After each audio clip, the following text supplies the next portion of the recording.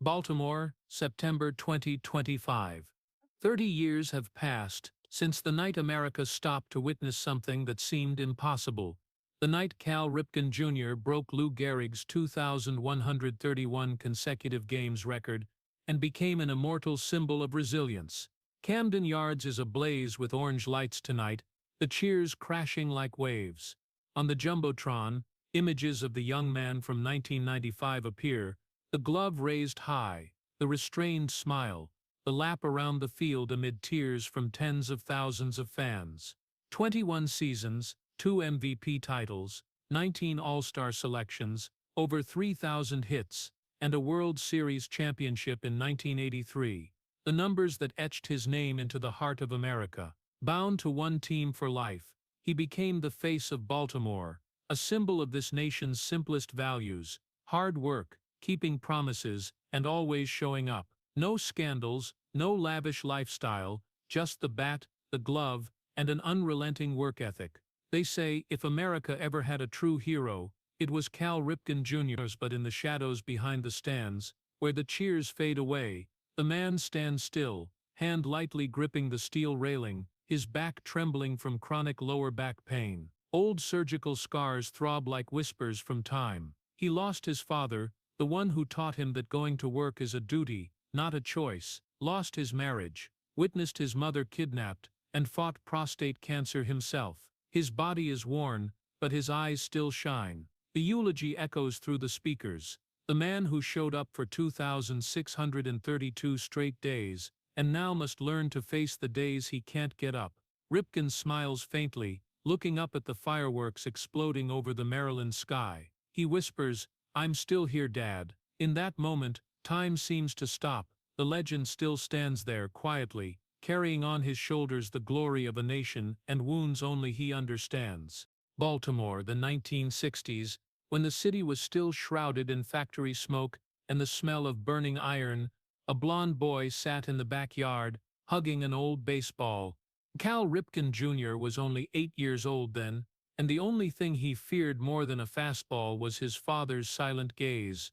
Cal Ripken Sr., the man the whole team feared, called the Iron Coach, a coach whose face never knew how to smile. To his son he was both a protective wall and an insurmountable one.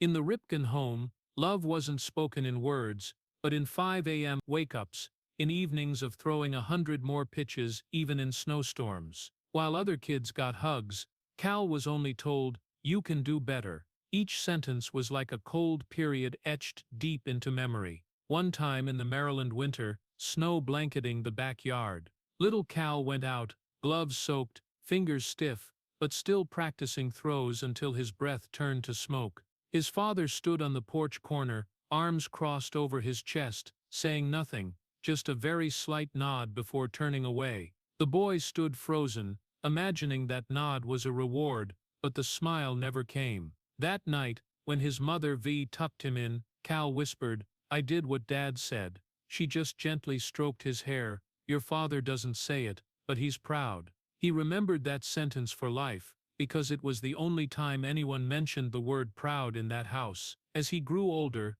Cal began to understand that his father's silence wasn't indifference, but the language of a generation raised on discipline and work. Cal Sr. had been a semi-pro player, then a technician, a coach in the Baltimore Orioles system, a man who believed victory came not from talent, but from endurance. He brought that belief home, turning his son's entire childhood into a training camp. Young Cal Jr. couldn't remember the last time his father smiled at him, but he remembered every frown over a wayward throw. At school, Cal was quiet, didn't like noise. When asked his dream, he just said, "Work like Dad." To him, love meant obedience, and being seen meant being better than yesterday. On rare days off, Cal followed his father to the practice field.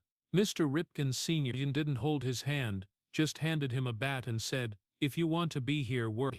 The boy stood in the middle of the field, hearing the crack of the ball, smelling grass and sweat, a feeling rising in him that was both fear and longing. In that moment a belief formed that to earn his father's love, he had to show up, rain or shine, happy or sad. And that belief became the pillar of his entire life later on. When Cal was 15, his father was promoted to coach the Orioles' main team. The whole Aberdeen area was proud, but in the small house, the air was tense like a drawn string. All eyes were on the strict father, while Cal Jr.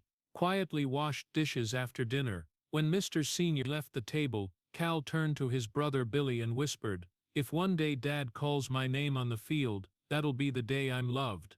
Billy just smiled, but in that smile was the pity of a younger brother who understood too well the cost of being seen. In 1978, Ripken Jr. was selected by the Orioles in the second round of the draft. That night, his father sat in the living room, silently listening to the radio. When the name Cal Ripken Jr. was announced, he just said, "Good, but prove you're worthy." No hug, no congratulations, just a cold nod. But to Cal, it was a baptism. He understood that from now on his father's eyes, and those of all America, would follow him. From the snowy night to draft day, the distance between father and son was still silence, but in that silence was a love that was sturdy, harsh, and enduring like steel. Later, as a national star, Ripken Jr. often told reporters, "My father never said I'm proud of you, but I always knew he thought it."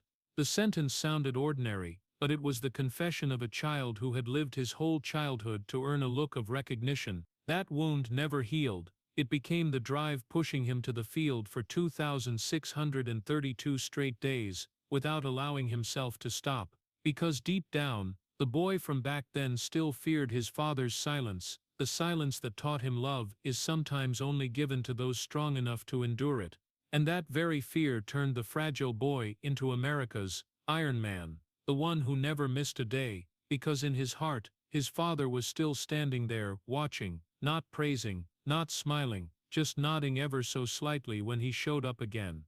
June 1978, Cal Ripken Jr. officially signed with the Baltimore Orioles, the start of a journey most of the world would never see. Not the brightly lit stadiums, no cameras, no cheers, just freezing night bus rides, dusty dirt fields, and pillows wrapped tightly around aching knees with tape. At 18, Ripken left his home in Aberdeen, carrying an old bat, worn gloves, and a letter his father left: "Show up every day even if no one's watching." That advice became a talisman, but also a chain. The early years in the minor leagues, Bluefield, Miami, Charlotte, were strings of identical days where time lost meaning.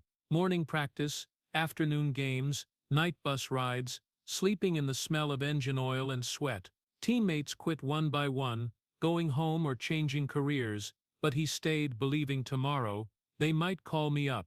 Every time the bus stopped, he opened his notebook, counted missed hits, and promised to fix them tomorrow.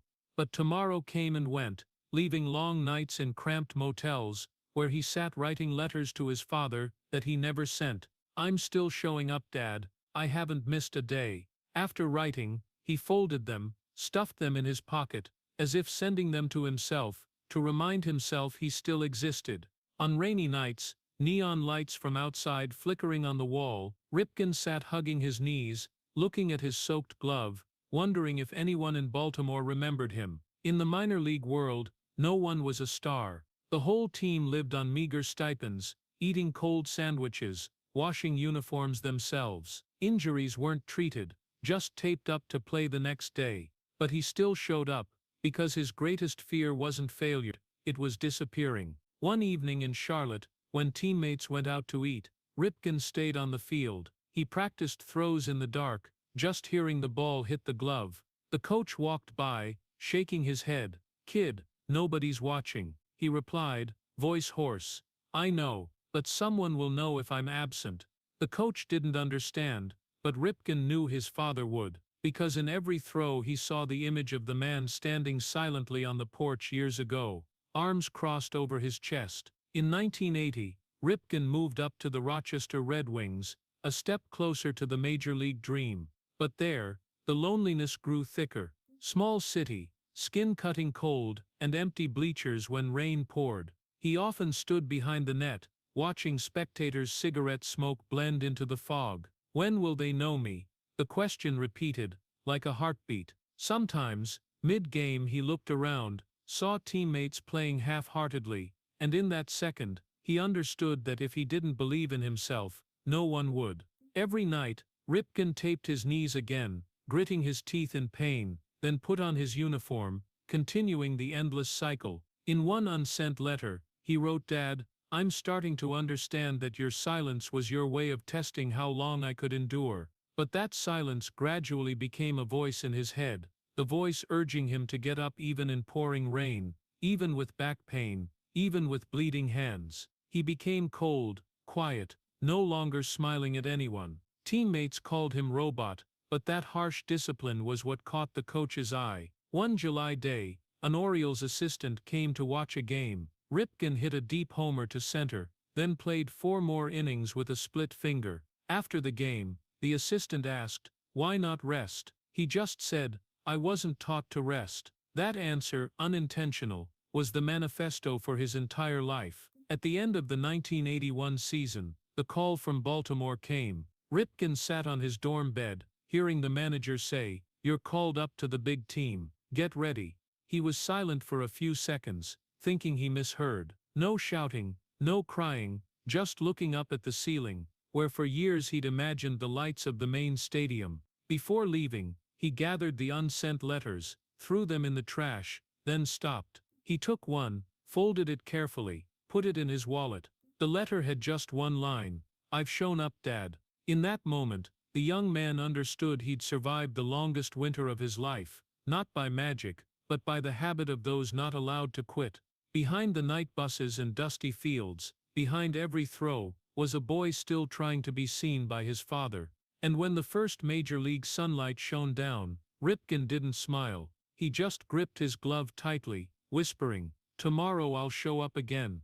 Fall 1983, the Baltimore sky dyed a smoky gold, and Memorial Stadium echoed with cheers unseen since the days of Brooks Robinson. Cal Ripken Jr., just 23 years old, tall and lanky, eyes serious, stepped into his first World Series, facing the mighty Philadelphia Phillies. To America, he was a new face. To Baltimore, he was faith extended from old legends. In the cramped locker room, he put on jersey number 8, feeling his shoulders carry the whole city. In the stands, his father, Cal Ripken Sr., stood quietly among thousands, no team jacket, no banner, just hands in pockets, eyes following his son. That image burned into Cal Jr. Set mind like the childhood shadow that never left. The final game of the series was on October 16. Baltimore led 3-1, just minutes from closing the season. When the last pitch was thrown, Gary Maddox's hit went straight to shortstop. Ripken dove, glove-touching ball, and in a moment of absolute silence, he clenched it, stood up, threw the decisive peg to first base. Perfect throw, game over. The stadium exploded. Hats flew into the sky, whistles, cheers blending into a frenzied city symphony. Cal Ripken Jr. stood frozen in that storm of joy, hands still gripping the glove. He looked around, teammates rushing in, hugging, jumping on shoulders, pouring champagne. But in that sea of people, he searched for one face. His father, the one who'd taught him to throw, to endure, to never cry. He stood at the field's edge, behind the dugout fence, where lights didn't reach. Their eyes met. No words, no hug, no "you did good," just a very slight nod, and Cal Jr. understood that in his father's world, that was "I'm proud of you." They called it the miracle of '83, but for Ripken, that miracle opened a crack. When Baltimore's night blazed with fireworks, he walked alone into the locker room, champagne still flowing underfoot. Light reflected his face in the mirror, tired, expressionless, eyes deep as if holding his father's shadow. "I won," he said softly, "but why does it feel empty?" Outside, teammates called his name, reporters waited for interviews, but Cal sat still. In the mirror, he saw clearer than ever the image of the man who'd made him, cold, calm, never a word extra. When reporters asked about the feeling of catching the final out, Ripken answered, "I just did my job." That quote was printed in papers across America as a symbol of work ethic, but few understood it was also the sentence his father had said to him throughout childhood. That night, back home, the championship trophy sat in the middle of the table, light reflecting off shining metal. His mother, Vide, hugged her son tightly, saying, Your father's so proud." Cal just nodded, looking out the window where Mr. Ripken Sr. stood on the porch, smoking in silence. The next day, Baltimore held a victory parade. Hundreds of thousands poured into the streets, flags flying everywhere. Ripken sat in the open-top car, a forced smile on his lips. He waved, but in his heart was a silent rain. Amid the shouting, he heard his father's voice again. "If you want to be remembered, work as if no one remembers." That sentence followed him throughout the journey ahead, a sentence that turned glory into duty, joy into responsibility. After the World Series, Cal was voted MVP, becoming America's golden boy. Advertising contracts came flooding in, TV interviews, newspapers calling him Lou Gehrig's successor, but to him, every spotlight reflected the same shadow, his father's silence. Every time he was honored, he remembered that snowy night, when little Cal threw until his hands bled, and his father just nodded and turned away. In those years, he began building the image the whole country would later know, the man who never rests, never complains, never tires. But at the peak of his life, loneliness crept in like a silent crack. Sometimes after every win, he returned alone to his hotel room, turned on the TV to re-watch the game, heard the announcer say his name, then turned it off. In the cold, bright room, he saw his father's silhouette in the mirror, the silent nod, unspoken pride, and the distance like the gap between two generations. Cal Ripken Jr. reached the pinnacle just 2 years into the major league, but deep down, he knew he was only beginning a solitary journey, because when the whole world called him Iron Man, in his heart he was still the boy standing in the snow, trying to make that silent father smile. And as Baltimore's fireworks faded in the night sky, he understood life's first joy always comes with life's first loneliness, like a harsh law he would have to live with for the rest of his days. After the brilliant 1983 season, Cal Ripken Jr. entered the next year with a silent vow no one heard. He would never miss a game, as long as his body could endure. At first no one noticed. In a sport with a packed schedule, playing a full season was already rare, let alone year after year. But to Cal it wasn't just perseverance, it was an invisible thread connecting him to the father who taught him that showing up is a duty, not a choice. 1984, 1985, then 1986 passed. Every day he took the field. Blazing sun, pouring rain, fever, bruises, even too sick to breathe. He still put on the uniform, grabbed the glove and stood at shortstop. His body gradually rebelled. Right shoulder aching like needle pricks, left wrist swelling after every swing. But Ripken hit it all. He didn't want doctors, didn't want rest, because one absent day meant breaking a promise. "Once I stop I won't be myself anymore," he once said. Every night after games, he sat in the empty locker room, unwrapping knee tape, applying ice to his back, icing both shoulders. When teammates left, he stayed, lying on the cold concrete floor with a towel under his head, because soft beds made his spine hurt more. The fluorescent lights buzzed overhead like a clock ticking, reminding him tomorrow he had to get up, had to show up again. In Baltimore, people started calling him Iron Man.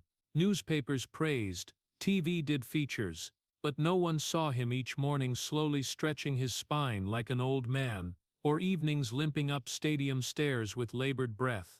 In silence, he turned pain into ritual.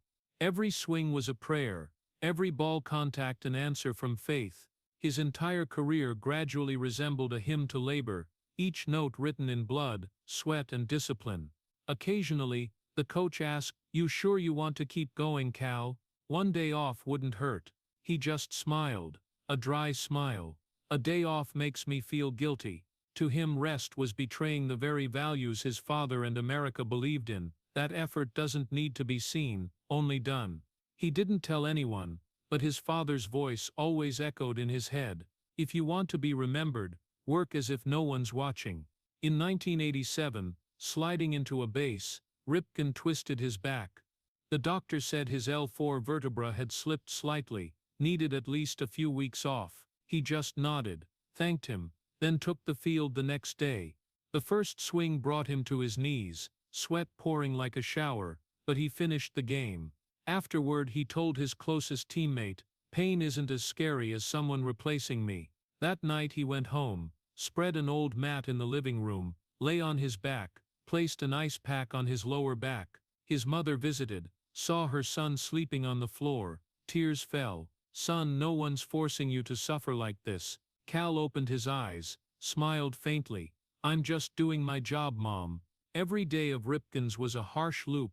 Wake up, ice, field, practice, play, ice, sleep, repeat. Seasons connected to seasons. Consecutive games climbed 500, 800, 1,000, then 1,200. The press started counting with him. But to Ripken, it wasn't numbers, but each morning he defeated the fear of stopping.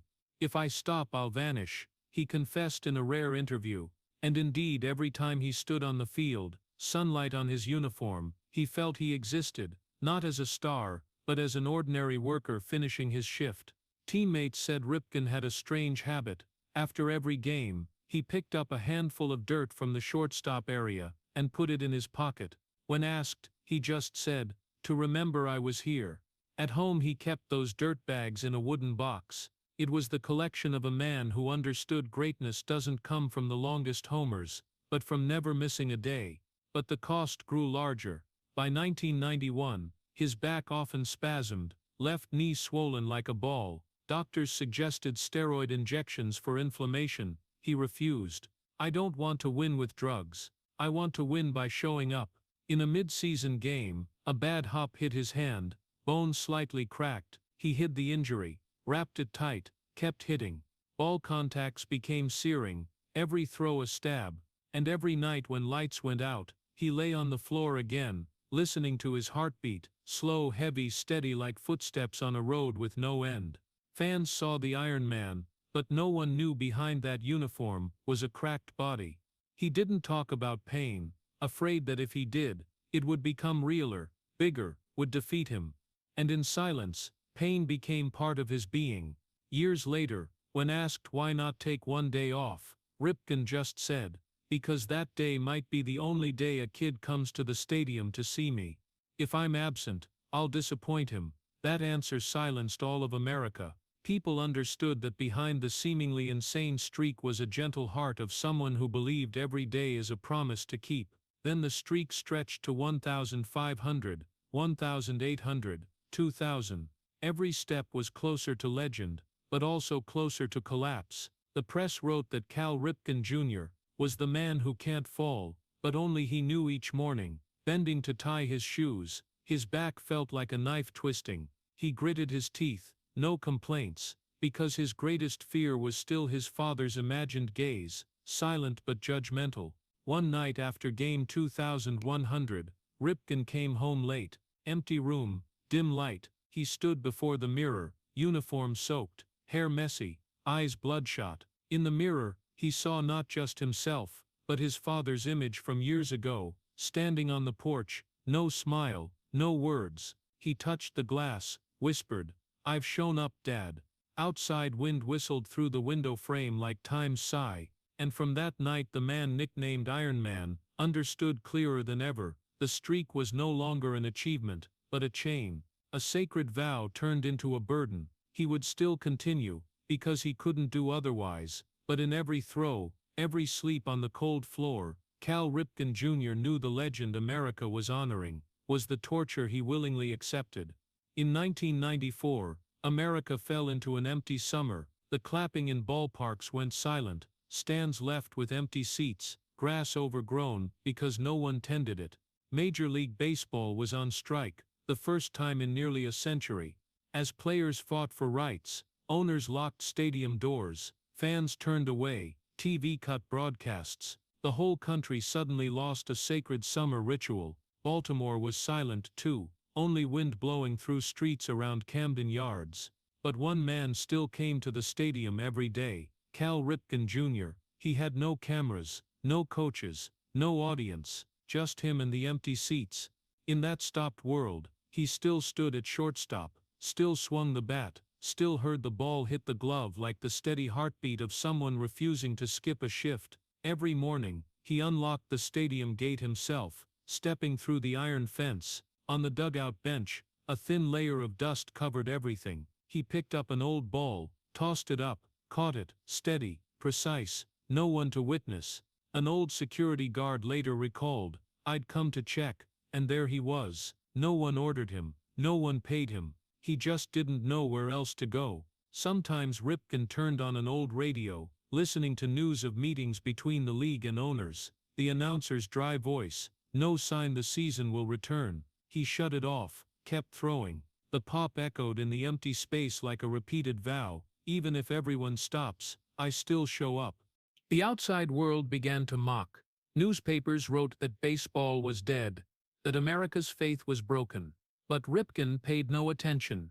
He only knew his body was used to this rhythm: practice, play, repeat. If he stopped, he'd lose himself. Some days it poured, Camden Yards turning into a sea of water. Ripken still walked out, uniform soaked, throwing in the rain. Rain mixed with the ball's sound, the wind, heavy breathing. He didn't know why he still did it, only that silence scared him. Silence reminded him of his father, of those snowy nights when the man just watched without a word. Some days teammates called, Cal, stop, no one's watching. He answered softly, it's not them, it's me. Others left, but Ripken stayed. He carried an unbreakable discipline, forged by wordless love and fear of losing recognition. At 34 he'd played over 1,800 straight games, but never felt this alone. One afternoon, after solo practice, he sat in the stands, watching the sun set through the stadium's iron frame, shoulders aching, hands trembling from cold. He thought of millions of Americans losing jobs, losing faith, and wondered if the image of one man still showing up could give them any hope. He had no answer, but decided to show up tomorrow. When fall came, the strike dragged on, and the World Series was cancelled, an unprecedented shock. Reporters interviewed Ripken, asking, do you think this turns fans away? He replied, I think they need time, but when they come back, I want them to know someone's still here. That simple, far-reaching statement spread across America. Papers wrote, while the sport falls, Ripken still works. Many workers saw him as their symbol. Factory workers still clocking in despite old plants, nurses still on night shifts despite short staff. He became the image of the American who doesn't skip a shift. One reporter asked, aren't you tired, bored? He smiled, voice hoarse, I'm tired, but I fear emptiness more. The short answer held his life philosophy. In a world where everything could be struck, stopped, negotiated, Ripken kept one unchanging thing: presence. It was a heartbreakingly simple belief. If one day he didn't show up, he'd lose his essence. By year's end, new agreements were signed. Baseball returned, but stands stayed cold. Fans were angry, saying their love for the sport was dead. Ripken stepped onto the field for the first game after the strike. Crowd silent, no cheers. He stood at shortstop, bent to pick up a ball, then looked up, eyes steady, as if saying, I never left. In that game, he hit a deep homer to center, a hit that not only broke the stand's silence, but reopened America's heart. The announcer choked up, maybe we need people like this to remember baseball's still alive. That night, after the game, Ripken returned to the field when everyone was gone. He walked to shortstop, looked around the empty seats, then sat down, hand touching the grass. He thought of the past months, silence, loneliness, a nation's fragile faith. In that moment, he realized his streak was no longer personal. It had become a thread, connecting him to millions struggling in their own lives. A wind blew, carrying the smell of wet earth. He closed his eyes, hearing his heartbeat blend with the imagined ball hitting the glove. Each beat a promise, each breath another step forward. When he opened his eyes, darkness had fallen, only streetlights casting on the grass. Cal Ripken Jr. stood up, brushed his hands, looked around one last time. No one saw, no one knew, but he still smiled, because in that quiet night, he understood some promises need no witness, just keeping them to the end. As he walked out Camden's gate, he whispered, as if to himself, tomorrow, I'll come again. And somewhere in the darkness, the father from years ago seemed to stand still, nodding. September 6, 1995. A night America would never forget. Baltimore's sky clear, as if fate chose that day to write legend. Camden Yards packed with over 46,000 fans, millions before TV screens, a nation holding its breath. Outside the stadium, flags planted, banners hung 21:30 and counting. In the city's heart, car horns echoed, bars opened big screens. No one cared who won or lost. Tonight, only one number, and one man, Cal Ripken Jr., 35, stepped from the dugout in the Orioles' white uniform, stride still steel hard. In the stands, people saw his father Cal Sr., silver hair, sitting silently in the coaches' section, eyes gleaming with pride he'd never shown in life. In the corner, his mother, V, wiped tears with a handkerchief, other hand clutching the ticket she'd kept all season. The game started like any other, but no one truly cared about the score. Every swing, every run by Ripken, made the crowd hold its breath. When the fourth inning ended, the giant scoreboard displayed 21-31 consecutive games, a new record. In that moment, electricity ran through Camden Yards. Fans jumped up, cheered, sobbed, waved flags, sang "Thank you, Cal." Teammates hugged him, but Ripken stood still, hand on chest, eyes on the stands. Light shone on his face, light of victory, of resilience, but in that light, something deeply lonely. At 8:45 p.m., the scoreboard began a countdown to officially confirm the record. 10, 9, 8, each number rang out, America's heart beating with it. When it hit 0, lights across the stadium blazed, fireworks exploded, and fans flooded the field lines, hugging and crying. Cal Ripken Jr., the man who never rests, had surpassed the legend Lou Gehrig, once called the Iron Horse. Ripken stepped from the dugout, head up to the blazing night. Teammates pushed him onto the field, and in that moment, he began the lap around the stadium, a lap that would enter history. Every step, he touched fans' hands, children, workers, people who saw in him their own image, quiet, enduring, unshowy. Tears streamed down cheeks, lights reflected on his sweat-soaked face. TV stopped commentary, leaving only the sound of tens of thousands crying. A reporter later wrote, "That night, all America cried, not just for Ripken, but for the belief that kindness still exists." When the lap ended, Ripken saw his father standing by the dugout fence. For the first time in his life, he stepped forward, arms open. The old father, who had been silent for years, took one step, hugged his son amid the sea of people. No words, just a choked embrace in the lights.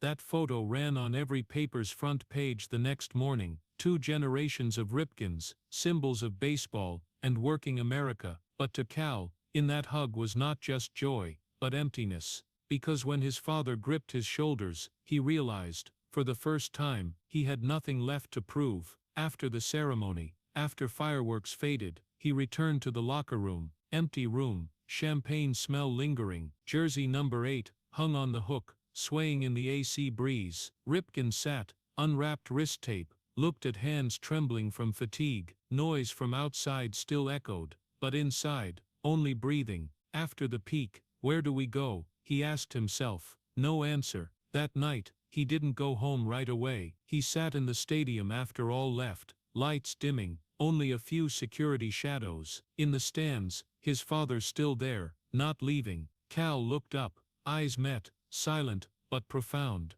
The father nodded once more, then turned and walked away. He watched, heart suddenly tightening. Suddenly, he understood some words of love come only when it's too late, and some looks carry a lifetime unsaid. The next day, papers flooded with Ripken images. President Bill Clinton called to congratulate. Major papers called him the savior of American baseball. Everywhere, people spoke of the streak as a miracle after the strike, a symbol of reborn faith. But amid the storm of praise, Ripken felt a strange emptiness. He found no joy. People asked what he'd do next. He just smiled. Tomorrow, I'll take the field again. The answer sounded simple, but in his heart, it rang like a sentence. Because while the world celebrated, he only thought, he had nowhere to go but to continue. In the weeks after, he still played regularly. Fans still clapped when he appeared. But his eyes changed, deeper, more tired. Friends said Ripken began sitting silently after games, saying nothing, just staring at the empty field. Once a young teammate asked, "What's it like being a legend?" Ripken just said, "It's lonelier than you think." In his mind, the night of 2131 was not just victory, it was fate's trap. From now on, every day he showed up would be a debt, to the fans, to fame, to the very image America had built. He began to understand that legend is a form of imprisonment, where one is not allowed to be weak, tired, or to stop. A year later, his father left the coaching bench, health declining. When asked about the record night, Cal Sr. only said, "I'm proud, but also worried." No one can carry the whole world on their shoulders forever. To that sentence, Ripken could only stay silent. 1995 ended with victory, trophies, honors, but in his heart was boundless exhaustion. At 35, Ripken had become a generational symbol, but also a prisoner of the promise he created. Every morning, waking with back pain and swollen hands, he still put on the uniform, still took the field, because heroes aren't allowed to rest. And in the first dawn after the legendary night, Cal Ripken Jr. understood that, the moment the world cried for him was also the moment he lost his freedom. After the night of 2131, everything seemed perfect. Cal Ripken Jr. became America's face, a symbol of labor, resilience, rare loyalty. But when the glory's light faded, what remained was heavy silence. Every morning he woke, looked in the mirror, and saw a tired man, dark circles under eyes, hands swollen from tendinitis, but he still smiled, put on the uniform, tied his shoes, stepped out the door. Because in his head echoed one sentence, "If I rest one day, everything will collapse." The media called him Iron Man, but to Ripken that nickname gradually became a prison. No matter how much his body hurt, he still had to show up. Every time he stepped onto the field, he felt like he was carrying all of America on his shoulders. Sometimes he wished he could sit in the stands, just be a spectator for one day, but that was impossible. The name Cal Ripken Jr. was tied to the streak of 2131, to endurance, to the image of never giving up. One day off wouldn't just be a day off, it would be betrayal. His body began sending distress signals, back pain so bad he iced it every night, knees numb, finger joints stiff. Sometimes bending to pick up a ball, he felt like a knife stabbing his spine. Team doctors suggested missing a few games, but Ripken just shook his head. "If I don't take the field, the team will think I'm weak, and if they think I'm weak, I'll never be me again." Many didn't understand he wasn't just playing for himself, but for his father's legacy, for the image of the American worker, and that image couldn't crack. The more famous, the lonelier. Behind the scenes, teammates joked around, while he sat quietly, taping his knees. Some nights he couldn't sleep, quietly went to the stadium at midnight, walked the empty stands, hearing his footsteps echo. In the darkness, he felt trapped between two worlds.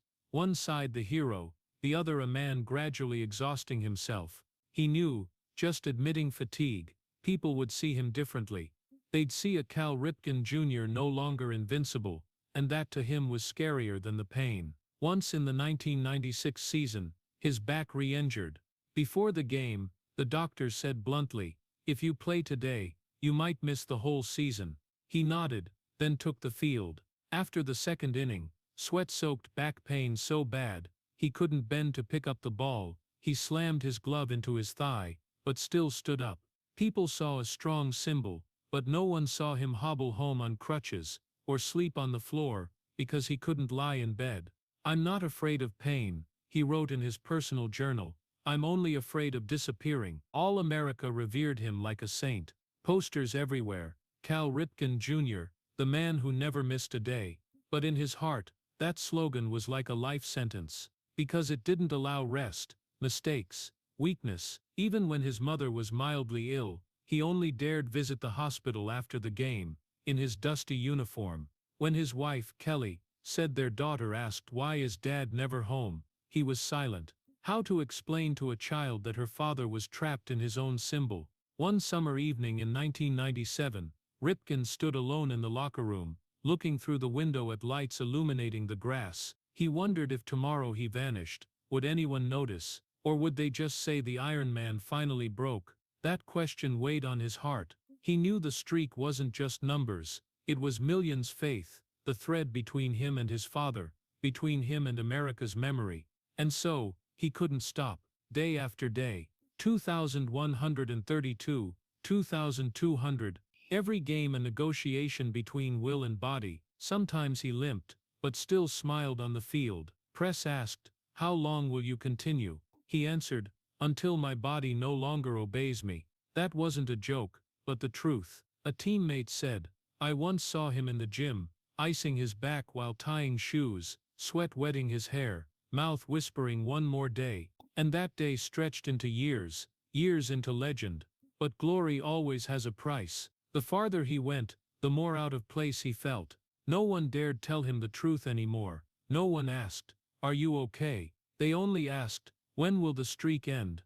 That question like a knife deep in his heart. He knew the end would come, but didn't know how to face it. One night, returning home after a game, Ripken entered the living room, dim light casting on walls, his daughter asleep, wife reading. She looked at him, asked softly, "Cal, if you rest tomorrow, what will happen?" He stood still, then answered slowly, "I don't know, maybe I'll vanish." The words made her cry, but Ripken didn't comfort, just walked quietly down the hall, where hung the photo of him hugging his father on record night. Light reflected on the glass frame like a prison window, and the man inside didn't know how to escape.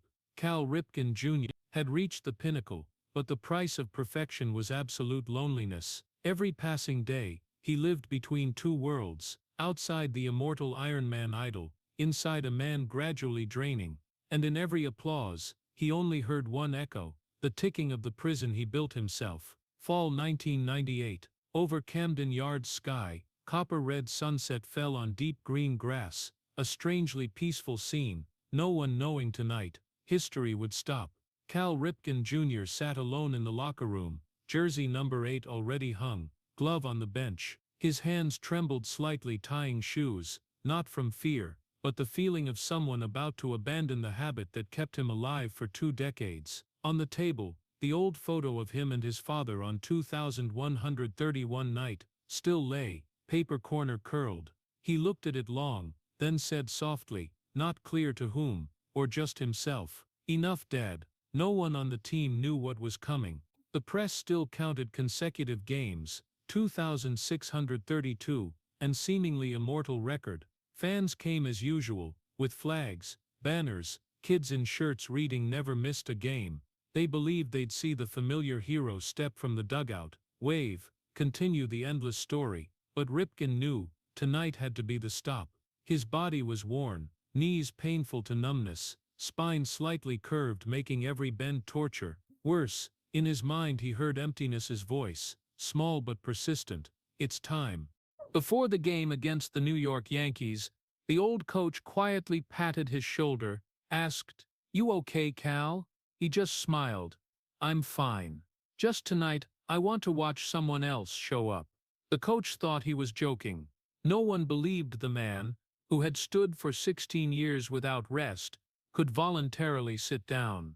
When the lineup was announced over the PA, the stands buzzed. The name Cal Ripken Jr. was not there. A moment of silence enveloped Camden Yards. Then whispers spread like waves. Cameras panned to the Orioles' dugout, and there Ripken sat, in a windbreaker, head slightly bowed. Teammates looked at him, said nothing. A few meant to ask, but his eyes silenced them. On that face was no suffering, only the serenity of someone dropping a 632-day burden from his shoulders. When the opening bell rang, the entire stadium fell dead silent. No one knew how to react. Then, like a domino effect, one by one stood up, clapping. First the front row, then the whole stand, then the entire stadium. The applause echoed not like victory celebration, but like a eulogy.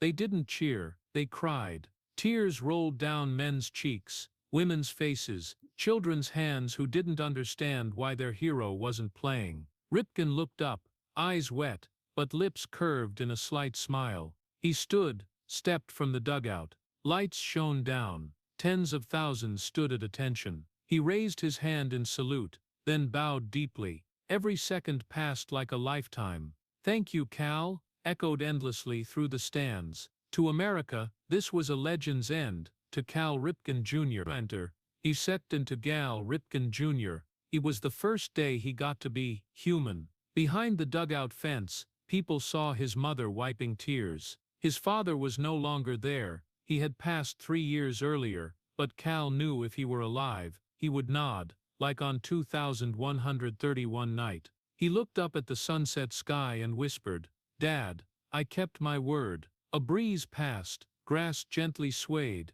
and in that moment, time seemed to stop to witness a man letting go of his own legend. After the game, Ripken left the field slowly, stadium lights still on, but no one left their seats. Fans still clapped, not from regret, but gratitude. He walked the long corridor, shoes echoing each step. A reporter asked, "Why now?" He stopped, answered light as breath, "Because if I don't stop, I'll lose the reason I started." That sentence was later engraved on his bronze statue in front of the stadium. In the locker room he sat alone, removing his glove, looking down at Cal-used hands. Each scar a memory, pain, glory, loneliness. He placed the glove on the bench, then looked up at the ceiling, tears quietly streaming across his cheeks. Relief mixed with fear blended into one, like losing a body part and being reborn at the same time. The next morning's papers exploded. Ripken ends the streak, Iron Man sits down, end of an era. Commentators called it the most beautiful bow in sports history. But to Ripken, it was a quiet night. He didn't party, didn't give interviews, just went home, opened the door, saw his daughter sleeping, walked over to kiss her forehead. In the darkness, he sat on the sofa, hand under chin. For the first time in 16 years, he didn't have to set an alarm, but that very thing made him feel empty. He had removed his own chains, but wasn't used to freedom yet.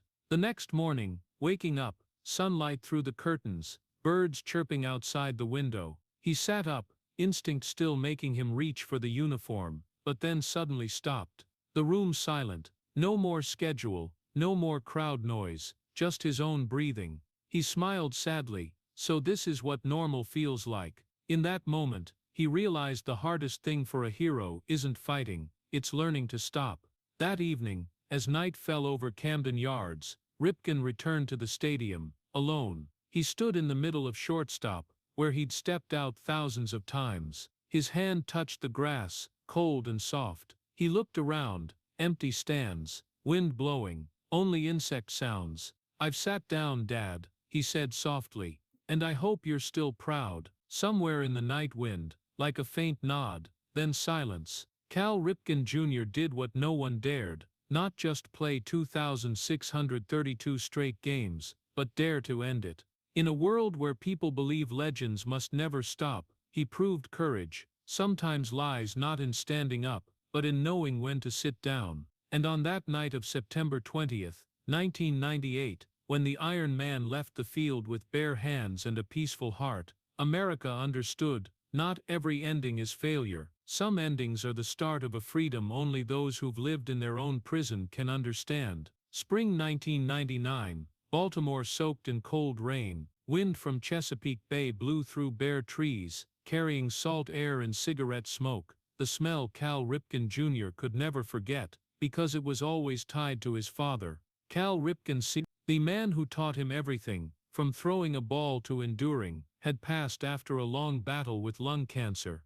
He left quietly, just as he lived, no complaints, no whining, no last words, just a quiet morning, final breath dissolving into the air, leaving on his desk the old coach's notebook, with the last line written in shaky script, "Always show up." When he got the news, Ripken said nothing. He stood in the middle of empty Camden Yards, looking out at the grass where his father once coached him as a kid. Rain fell, soaking cold into his shirt, but he didn't move. All memories flooded back, father's voice calling across the practice field, ball hitting glove, snowy nights throwing until numb, all now just echoes. The shadow of the strict silent father suddenly became an unfillable void. The funeral was held at a small church in Aberdeen, where Sr. was born, also where Ripken Jr. first held a glove. The sky that day gray, light drizzle like ash. Hundreds came to say goodbye, players, coaches, Fans, those Cal Sr. had taught. They told simple stories about him, the teacher who never praised, but everyone wanted his look. In the front row, Ripken sat between his mother and brother Billy, hands clenched tight, eyes red but no tears. He couldn't. His whole life he'd learned to hide emotions behind the discipline his father passed down. But that day the armor began to crack.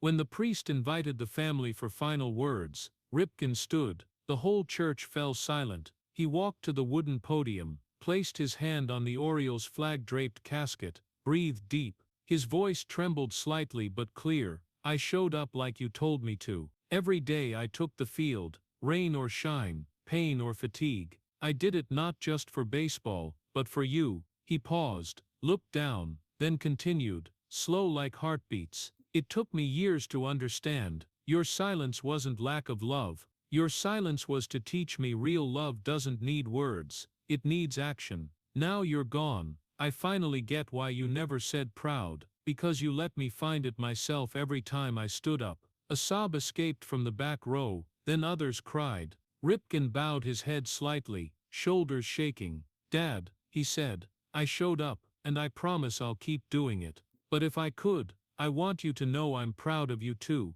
because you taught me silence can be love's language. When he finished, no one clapped, just wind through the frosted glass window, and church bells ringing long like a farewell. After the service, Ripken didn't leave right away. He stayed when everyone was gone, standing alone by his father's grave. Rain heavier, ground wet, mud on leather shoes. He knelt, placed the old glove, the one his father gave him in 1972, on the headstone. I carried it my whole life, he whispered. Now it's your turn to keep it. Then he bowed his head long, letting rain mix with tears on his hands.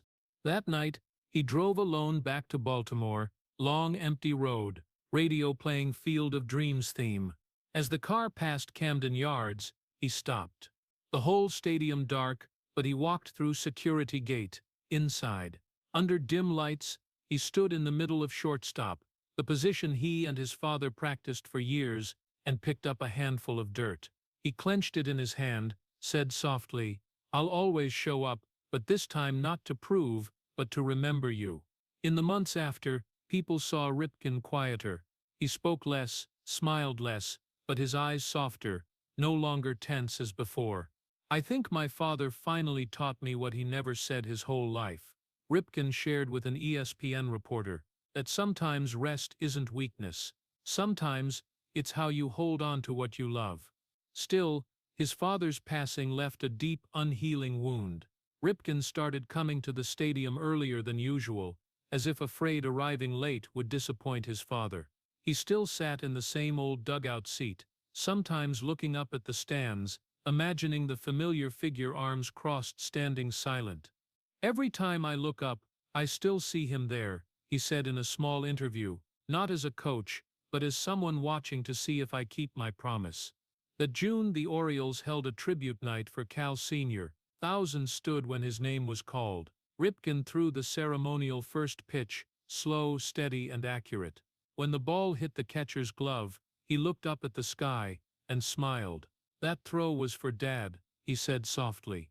That evening, leaving the stadium, Ripken stopped by the plaque honoring his father in the corridor. Under the words Cal Ripken Sr., built from within, he placed a white flower. Then he turned away, back straight, but eyes wet.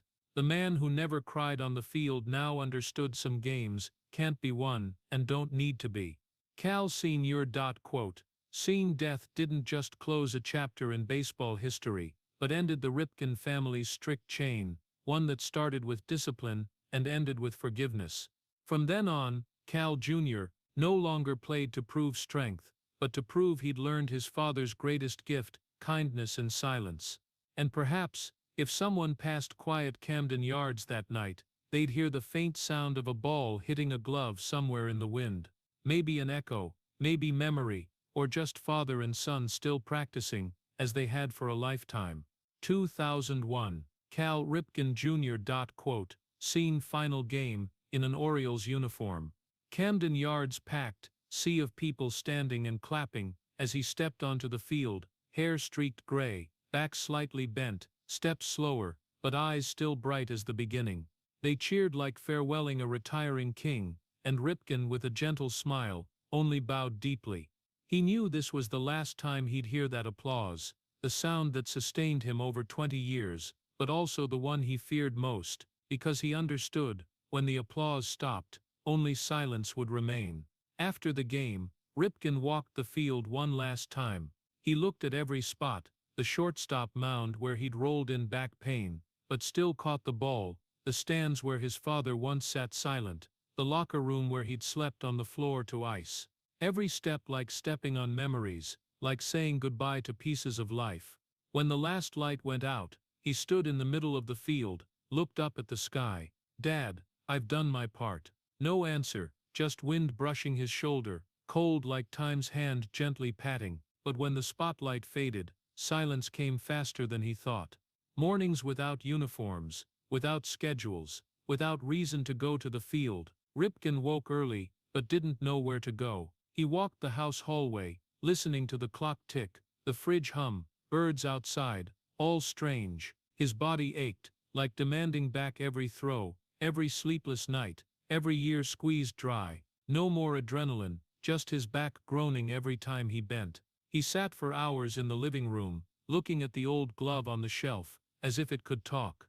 Insomnia came gradually, light as wind, then became constant darkness. He stayed awake until 3-4 a.m., sitting on the balcony staring into space. Some nights he drove to Ripken Stadium, the ballpark he built in Aberdeen to train kids, and sat alone in the stands. Under dim yellow lights, he looked down at the empty field, soft grass, absolute silence. "This is where baseball doesn't hurt anymore," he once said, "but there's no laughter either." Sometimes he picked up a ball, tossed it lightly onto the grass, heard the soft bounce, then fade in the wind. Those sounds brought back everything: faith, fear, his father's shadow, and those childhood snowy nights. Depression didn't come loudly, it came like rain soaking a shirt, slow, steady, without warning. Ripken never spoke of it publicly, but those close to him said he talked less, his eyes emptier. Some days he just sat staring at his father's photo, fingers lightly touching the wooden frame. "If Dad were here," he told his wife, "he'd probably tell me to go practice." Kelly only smiled sadly, knowing that sentence carried a void nothing could fill. Because when his father died, Ripken didn't just lose a parent, he lost the compass of his entire life. To escape that emptiness, he poured everything into the Ripken Foundation, an organization that builds ball fields for poor kids, gives them coaching, teaches discipline and honesty. He traveled everywhere, from rural southern towns to working-class neighborhoods, building fields, handing out gloves, showing kids how to hold a bat. "You don't have to be great," he told a boy in Tennessee. "You just have to show up. Every day, rain or shine." And when the kid nodded, eyes shining, Ripken realized this was how he kept his father alive again. Yet amid children's smiles, there were still empty evenings. He'd return to hotel rooms, turn on the TV, watch old games. Seeing a younger, faster version of himself, he'd shut it off immediately. "That guy," he once said, "looks like someone else. I'm not him anymore." Whenever reporters asked if he missed the field, Ripken only answered, "I miss my dad more." In 2003, when Ripken Stadium opened, crowds cheered, ribbon cut, fireworks blazing. But in that moment, people saw Ripken standing back, silent, watching kids play the first game. He didn't speak, didn't pose for photos. Only when a boy ran past, face glowing, did he smile faintly. A reporter asked, "What do you think seeing kids play on a field named after you?" Ripken replied, "I just hope they don't grow up with the fear I once had." He didn't explain, but everyone understood. It was the fear of silence, the fear that love must be earned through achievement, that recognition only comes after suffering. Because even as a legend, even with hundreds of statues, he was still the boy in the snow, trying to make his father smile. And his father, though long gone, remained the unfillable hole in his heart, a hole that woke him at night, staring at the ceiling, listening to silence thick as steel. In the years that followed, Ripken learned to accept stillness. He took up yoga, read books, spent time with family, but every winter wind through Maryland still brought a twinge in his back, still echoed the sound of ball meeting glove in memory. I think the body remembers more than the mind, he said in a rare interview. And sometimes it remembers things we want to forget. The Ripken Foundation grew fast, opening over 100 fields across America. At every dedication, he'd bend down, grab a handful of dirt from the new field, the old habit, and whisper, "Always show up." People thought it was a slogan, but to him it was still a message to his father. When asked what made him proudest, he didn't mention the record, didn't mention fame. He only said that some kids won't have to grow up in silence like I did. Then he smiled, a gentle, sad smile, because even having found new meaning, he knew deep down a part of his soul still stood forever at Camden Yards, where the lights went out, the stands emptied, and the final applause fell into silence. And on late nights when he sat alone in quiet Ripken Stadium holding the old glove, he'd hear his father's voice, not stern, not silent anymore, but warm, like wind whispering through the stands. "Son, you did good." Summer 2012. Cal Ripken Jr., now 51, thought his life had finally settled into a calm rhythm. He still came regularly to Ripken Stadium, taught kids, cared for his aging mother Vi Ripken, the woman who'd walked with him through every storm. Every afternoon as the sun dipped over Aberdeen fields, Vi would sit on the porch knitting, while Cal made coffee, listening to the radio talk Orioles. Everything felt peaceful, like the gentle final page of a story thought closed, until the morning of July 24th. Around 8, Cal's phone rang while he was in a Ripken Foundation board meeting. The voice on the other end was strange, hoarse, urgent. "Are you Cal Ripken Jr.? We need to talk. They're holding your mother." The room froze. Cal thought he misheard, but the voice continued, frantic. "She's safe, but you need to stay quiet. Don't call police." Then the call ended. The long beep rang in his ears, cold as steel. In that moment, Ripken, the man who'd faced tens of thousands without flinching, who never missed a day in 17 years, felt his knees buckle. He called back useless, hands shaking, breathing fast. From deep in memory rose images of childhood, his mother in the kitchen, gentle smile every time he came home late from practice, the only one who always said "Your father's proud of you" when he needed to hear it. Now where was she? Was she safe? And he, Iron Man of America, could do nothing. He bolted from the office, drove straight to Aberdeen. Interstate 95, stretched under blazing noon sun, but in his eyes only a blur. Phone rang non-stop. Police, family, press. But Cal repeated one sentence. "Where is my mother?" Near the house, he saw red and blue flashing lights, police cars blocking roads, the whole neighborhood sealed off. Investigators combed every corner, every bush, every house. An officer approached. "Mr. Ripken, we'll find her. Please stay calm." Calm? How, when his whole life he'd been taught to act, to control, yet now everything was out of reach. People said that entire afternoon Cal stood motionless outside the police line, shirt soaked in sweat, eyes never leaving the house. He didn't speak, didn't eat, didn't sit. Every time someone emerged, he rushed forward. Any news? No one could meet his eyes, the eyes of a man who'd faced physical pain, but never known real fear. Now he feared the worst, losing the last person tying him to his past. For 24 hours the search went on. News spread nationwide. Cal Ripken Jr.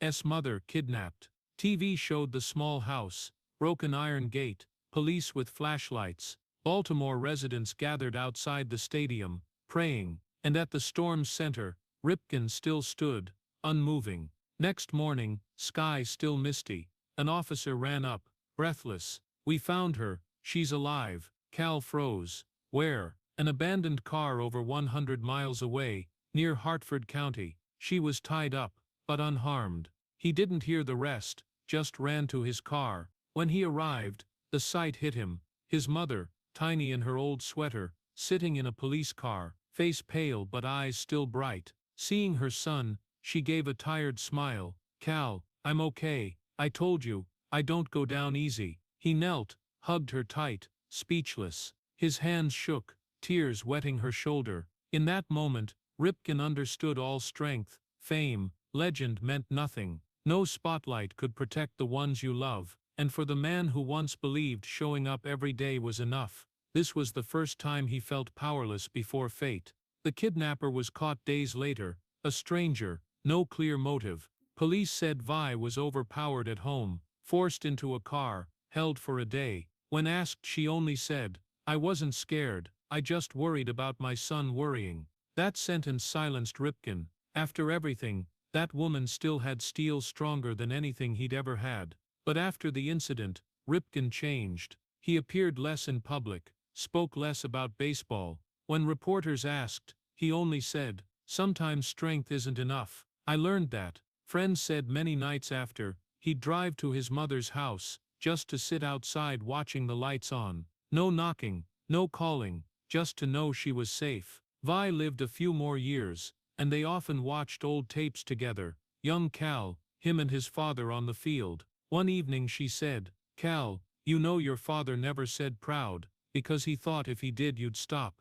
But I just want you to know, you can rest. No one needs you to be strong forever." Ripken held her hand, tears welling. "I'm learning, Mom, but it's hard." After that night, he began speaking more at events, sharing about resilience and human fragility. "I used to think strength was never falling," he said, "but now I know strength is getting back up after realizing you're weaker." The kidnapping ended with a hug, with survival, but it left a smoldering wound. For Ripken it was a reminder life isn't like baseball, no protective rules, no streak to cling to, only people, and love, fragile to the point of terror.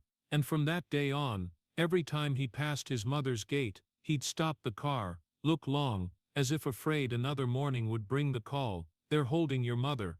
But this time, he knew if it happened, he wouldn't collapse from helplessness, but stand firm, because now he carried both strength and the softness his mother taught how to love, even knowing we can't protect everything. 2020. The whole world sank into pandemic darkness, once brilliant stadiums abandoned, and in Baltimore an aging hero quietly faced a battle no one saw. Cal Ripken Jr., 60, appeared on TV with a calm smile, voice still warm as ever. He announced he'd just undergone surgery for prostate cancer. No fanfare, no drums, no tears, just a few short lines, as if talking about summer rain. But behind "everything's fine now" was a fight only he knew, an inner fall, silent and fiercer than any collision he'd ever taken on the field. In the Johns Hopkins hospital room, pale green monitor light reflected on his thinner face. The heart monitor beeped steadily, each beep like time counting. Beside the bed lay a neatly folded Orioles jacket, old glove next to the water pitcher, symbols of a lifetime of showing up. But that night the man who played 2,632 straight games lay there breathing slowly, occasionally wincing from abdominal spasms. Doctors told him to rest, but in Ripken's mind, rest always meant giving up. He had to relearn silence, had to accept this body was no longer steel. As the anesthesia wore off, Ripken opened his eyes, looking around the empty hospital room, where only the soft hiss of the ventilator and the strong smell of disinfectant lingered. He thought about the years gone by, about his father, his mother, the night he sat in Ripken Stadium listening to wind through empty seats. It all felt like a distant dream. He smiled faintly, whispering to himself, "I showed up for the world thousands of days, now I have to show up for myself." For the first time in his life, he understood courage was no longer running onto the field, but accepting weakness without shame. In the days after surgery, people rarely saw Ripken answer calls or interviews. He stayed in his small Maryland home, where winter light streamed through windows onto walls full of memories, jerseys, gloves, trophies, photos of his parents, and a mini Iron Man statue on the shelf. Sometimes he sat staring at them for hours, proud yet exhausted. "I'm not afraid of the illness," he told a close friend. "I'm afraid of the silence. When there's no more cheering, no ball hitting glove, I hear my heart beat clearly, and it scares me." That fear didn't come from physical pain, but from realizing he was no longer invincible. His whole life he'd lived like a machine, throw, catch, hit, repeat. But now that body rebelled. Every morning getting out of bed was a small victory.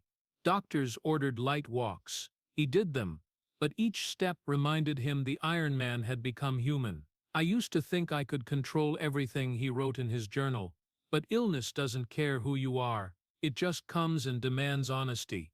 Compared to Simon Cowell's bike crash that year, when he broke his back and had to relearn standing, the fall for Ripken was quiet, bloodless without media lights.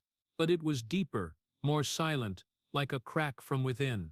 If Cowell struggled to stand before the world, Ripken had to learn to stand before himself. A man who never missed a game now faced the truth that some games can't be played because the opponent lives in the blood, the bones, the breath. In the first weeks of recovery, he tried hiding the pain. His daughter Rachel said he'd joke, "Dad can still hit a home run, just can't run the bases." But once she left the room, he'd lie still, staring at the ceiling, breathing hard. Some nights he woke from dreams, hearing his father call, "Show up, Cal." He answered in the dark, "I'm still here, but different now, Dad." News of Ripken's illness spread nationwide. Fans sent thousands of encouragement letters. One read, "You taught us never to quit. Now teach us how to fight our own bodies." That letter made him cry. He realized even off the field, he was still a symbol of grit, only this time the battle was silent. Every morning he stepped onto the porch, sipped coffee, watched the sun rise. Maryland winter air was dry and clear. He breathed deep, feeling breath weak but real. "Every day is still a day I show up," he told an ESPN interviewer months later, just without the uniform. His smile then was light as morning sun, but his eyes held an ocean of fatigue and gratitude. During treatment, Ripken also started writing again, scattered notes across the desk. "Don't count the days you took the field, count the days you dared to live true." He wrote about his father, his mother, the silence of those who love without words, the kids in the foundation where he saw his childhood self. He wrote to understand, and to forgive himself. One afternoon he went to Ripken Stadium, first time since surgery. Staff didn't know he was coming. He walked slowly up the steps, each one creaking with bone sounds. Field empty, grass lush green, late sun stretching long. He sat in the front row, looking out at shortstop, where he'd stood thousands of games.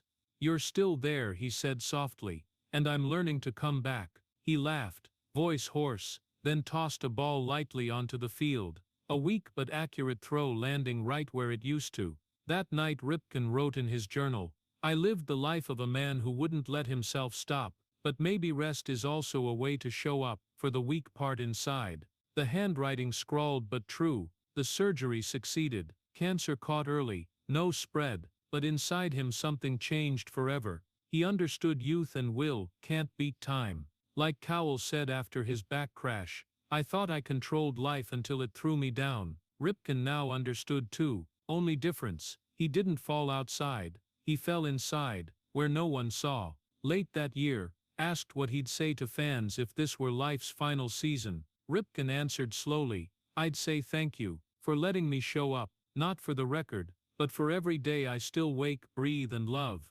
That's the biggest win of my life." And as the reporter left, Ripken stood by the window, looking at his reflection in the glass, aged face, silver hair, but eyes still steady as 1983. He smiled faintly, said to the reflection, "We're still here, still showing up, just this time for ourselves." Spring 2024, 23 years after leaving the field to final applause, Cal Ripken Jr. walked through Camden Yards gate again, not as a player, but as part owner of the team. When news broke that Iron Man returned to Baltimore in the investment group buying the Orioles, the city woke like from a long dream, but to Ripken this wasn't financial victory. It was closing the circle, returning where everything began, where he was once the boy in the snow, shivering under his father's stern gaze. Announcement day, light rain fell. On the field fans in orange raincoats cheered as Ripken stepped out, silver hair gleaming under lights. He raised a hand, smiled gentler than before,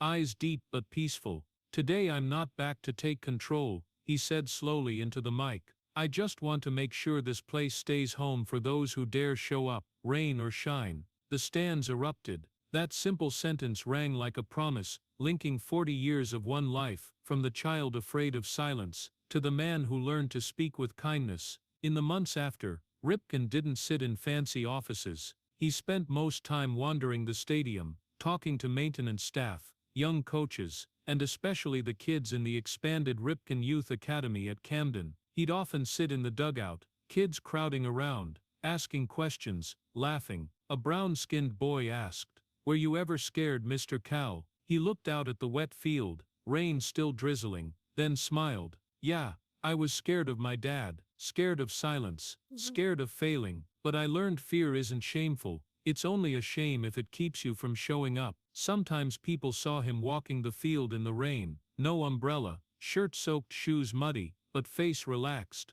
Once a security guard ran after him, worried. "Mr. Ripken, it's pouring, come inside or you'll get sick." He turned, smiled. "You know, I used to think only sunny days were worth playing, but now I get it. Rainy days need us most." That sentence was later carved on Camden Yard's gate. Don't fear the rainy days, the game needs you most when it rains. Summer 2025. Ripken held a meetup with hundreds of kids from his program nationwide. A storm hit Baltimore, rain pouring, but he refused to cancel. Stepping onto the field, mic in hand, raincoat plastered to him, voice cutting through wind. "Kids, it's raining today, so we play, because if we only play when it's nice, we miss knowing how strong we are." Then he picked up a ball, threw the first pitch. Kids cheered, mud flying, water puddles everywhere. In that chaos, Ripken laughed, a real laugh, unguarded, unafraid of who watched. The man who lived his life keeping a promise to his father was now teaching the next generation to keep promises to themselves.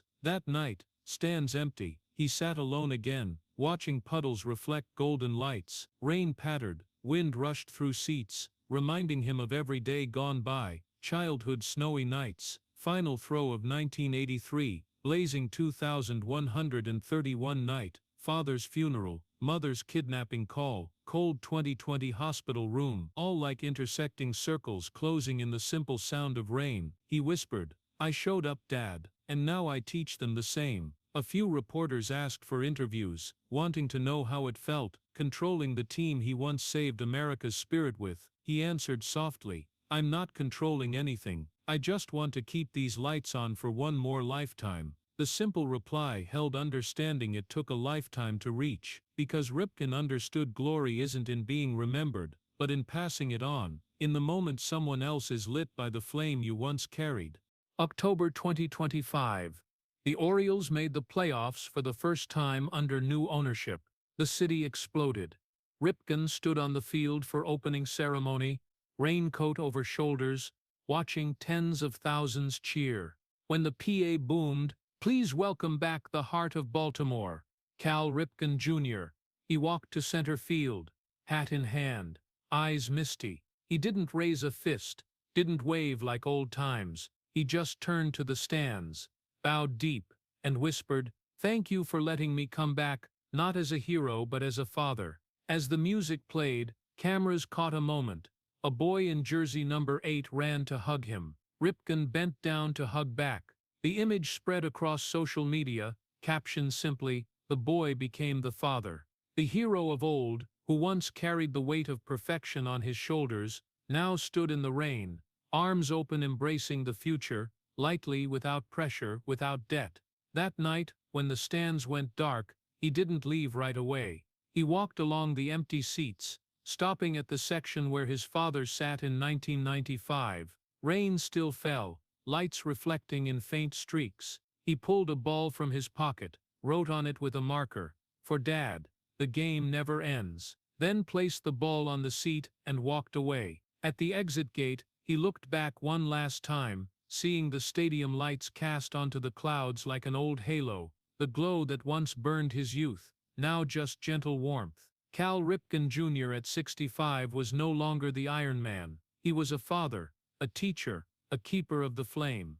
He had completed the circle of fire and faith, from the boy afraid of his father's gaze to the man who learned to look at children with eyes full of love. At an age when many seek peace, he chose to stand in the rain, knowing it's not the sun but the storms that keep the fire from going out. And if one day fans come to Camden Yards on a damp afternoon, they might hear his voice somewhere in the rain. Don't fear rainy days, come to the field, because rainy days need you most. In that sound an entire legendary life is wrapped, not in steel, but in faith and love. the things ultimately stronger than any record humans ever set. Baltimore, Fall 2025. Chilly air, light rain on Camden Yard's empty seats. In the middle of the field, the silver-haired man stood slowly, raising a hand to shield his eyes from early light. Cal Ripken Jr., 65 years old, tall and thin, back slightly bent, steps now heavier from years of toil. The spine once steel now cracked, knees aching dully, vision fading, forcing him to squint reading papers. But every morning he rose early, put on physical therapy gear, walked around the ballpark that raised him all his life. "If I can't hit anymore," he once said, "I'll learn to keep walking." In the small room behind the stands he turned into an office. An old wooden desk held stacks of letters from kids nationwide, most in scrawled handwriting. "Mr. Ripken, I didn't skip practice in the rain because I remembered you, or you showed up for me, so I'll show up for my team." Every morning he sat by the window, trembling hands opening envelopes, reading slowly like prayers. Some days he paused long, tears wetting his lashes. "That's enough," he whispered. "If my legacy is showing up on the day someone else wants to quit, that's enough." In recent years his body betrayed him gradually. After the 2020 cancer surgery, Ripken had to maintain daily physical therapy, stretches, breathing, light movement, to keep joints from stiffening. Every morning before sunrise, people saw him enter the rehab center near home, leaning on a wooden cane, still smiling at everyone. "My back hurts, my eyes are weak," he told a young nurse,